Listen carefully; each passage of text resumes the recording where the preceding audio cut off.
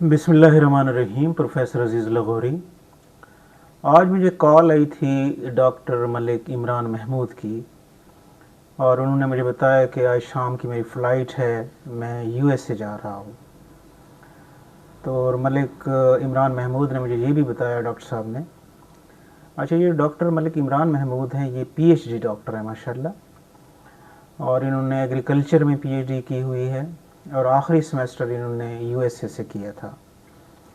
तो इसका मतलब ये है कि ये फ़ॉरेन क्वालिफाइड जो है पीएचडी डॉक्टर हैं। तो उन्होंने मुझे बताया कि संडे वाले दिन आप उस वक्त नहीं बैठे थे, मैंने बताया था कि मैं जा रहा हूँ यूएस से। फिर डॉक्टर मलिक इमरान महमूद ने मुझे डिटेल बताई कि मेरा मल्टीपल वीज़ा हो गया है 4 साल का। तो 4 साल का मल्टीपल वीज़ा है विद फैमिली। तो वहाँ जाके मैं सर्च करूँगा, अगर कोई अच्छी जॉब वगैरह मुझे मिल गई या अच्छी अपॉर्चुनिटी मिल गई तो मैं वहाँ कोशिश करूँगा कि मैं वहाँ सेटल हो जाऊँ। तो ये सुन के मुझे बड़ा अफसोस भी हुआ, क्योंकि पाकिस्तान में अब अक्सर लोग जो हैं वो बाहर जाने को तरजीह दे रहे हैं। उनकी कोशिश है कि वो किसी तरीके से पाकिस्तान को छोड़ दें, और अगर उनको बाहर कोई अपॉर्चुनिटी मिलती है तो वो अवेल करें। तो डॉक्टर मलिक इमरान महमूद जो है ये भी इसी सिलसिले में यूएसए जा रहे हैं।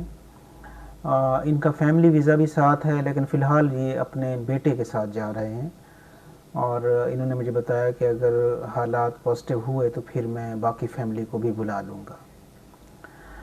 अच्छा, इससे पहले हमारे हमाचा ग्रुप के एक दोस्त हैं मलिक नादिर खंडोवा साहब, वो भी यूएई में सेटल हो गए हैं। उनका यहाँ पर बिज़नेस था डेरा गाजी खान में, लेकिन जिस तरह के हालात हैं तो वो यहाँ सेटिस्फाइड नहीं थे। तो फिर उन्होंने अपना बिज़नेस जो है वो यूएई में शिफ्ट कर लिया। बिज़नेस का मतलब ये है कि अपना सारा सरमाया वहाँ शिफ्ट कर लिया और वहाँ पे काम स्टार्ट कर लिया। तो वो बड़े मुतमईन हैं। वो कहते हैं कि अल्लाह करे कि पाकिस्तान के हालात बेहतर हों।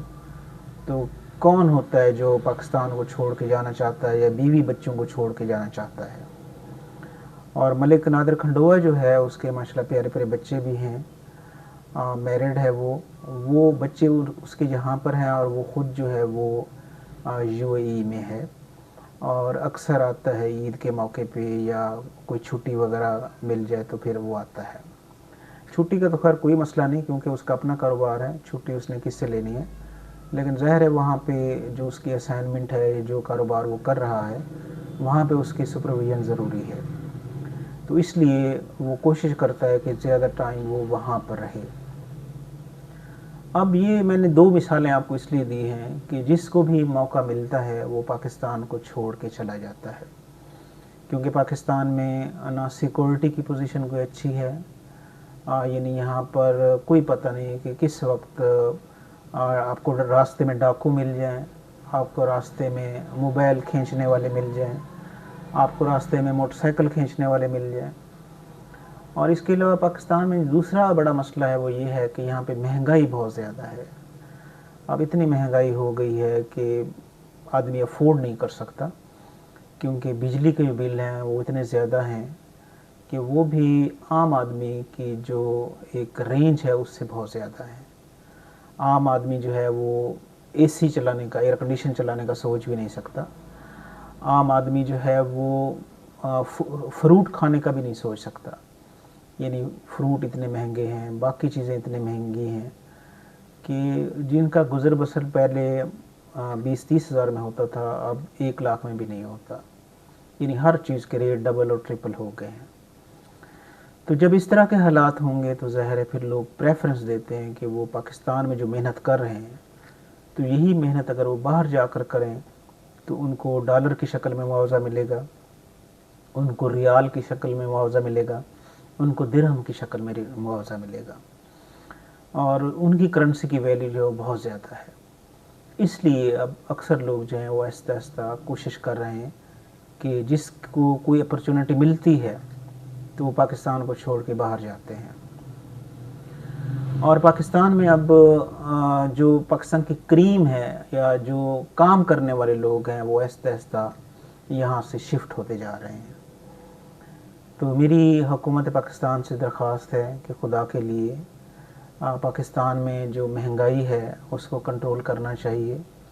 इन्फ्लेशन बहुत ज़्यादा है, यानी महंगाई जो है उसका रेट दिन ब दिन बढ़ता जा रहा है।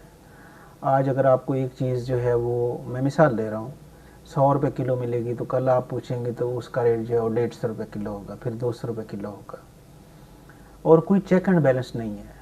तो जहाँ पे कोई चेक एंड बैलेंस ना हो, कोई पूछने वाला ना हो, तो मार्केट में जो लोग बैठे हुए हैं वो फिर ज़ाहिर है वो अपनी मनमानी करते हैं, वो फिर बहुत ज़्यादा प्रॉफिट कमाते हैं। तो इसलिए पाकिस्तान में अब लोग जो हैं वो आहिस्ता आहिस्ता शिफ्ट हो रहे हैं।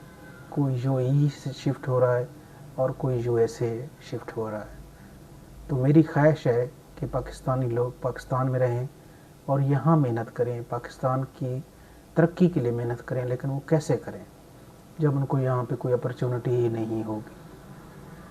तो मेरी दुआ है कि अल्लाह करे कि पाकिस्तान के मसाइल हल हों और पाकिस्तान में दोबारा से वही खुशहाली का दौर हो और पाकिस्तान के लोग खुशहाल हों, ताकि उनको बाहर जाने की ज़रूरत ना पड़े। अल्लाह ताला पाकिस्तान के मसाइल हल करे, पाकिस्तान के लोगों के मसाइल हल करे। आमीन सुमा आमीन। Please subscribe my YouTube channel. Thanks a lot.